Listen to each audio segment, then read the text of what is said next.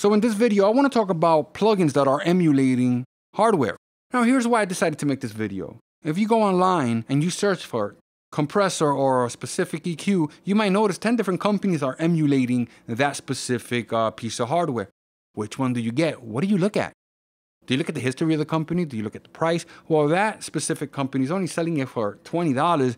That specific company is selling it for $300. Which one do I get? And there's no magic answer to this. Right away, I'll tell you, just demo all of them and figure out which one works, honestly.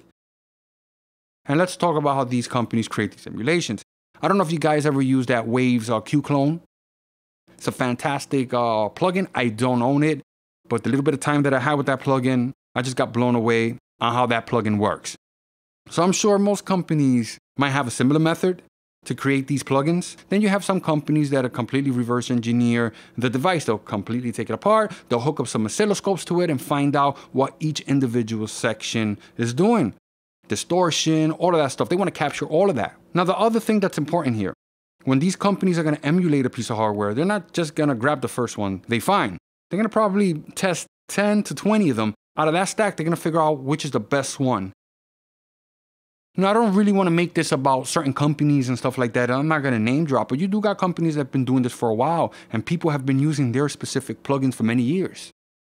And then you got newer companies, they're doing a really good job at the same thing, emulating plugins. I have this channel strip. I'm able to put this channel strip across every single track.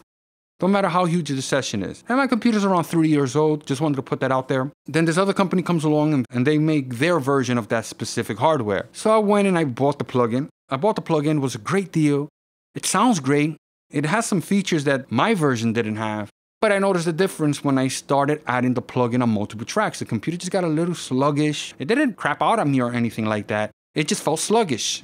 So right now that plugin is sitting in the unused folder in my PT's folder. So you're probably still scratching your head. So which one do I get? Well, you know what? Demo. That's the only thing I could tell you guys. Demo. Gonna buy a plugin. You want to make sure that the plugin is usable. As far as price, of course, everybody's gonna want to get the cheaper version of the plugin. I'll give you another example. I purchased a Fairchild emulation. It's like $17 at the time. That specific company now sells it for a lot more money, but when they were starting out, $17. The plugin sounded great. Only reason I didn't use it, because it doesn't work inside of Pro Tools. Now they sell the Pro Tools version, and it's a lot more money. But I already have another emulation that I've been using for a very long time by another company.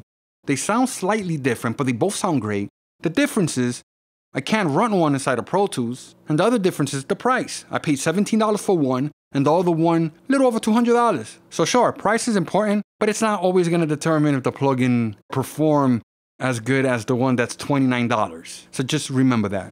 So remember, everything we talked about in this video, it's my opinion. I'm pretty sure you guys are gonna wanna tell me your opinion on this, and you know what? I'm looking forward to it. Let's discuss this subject.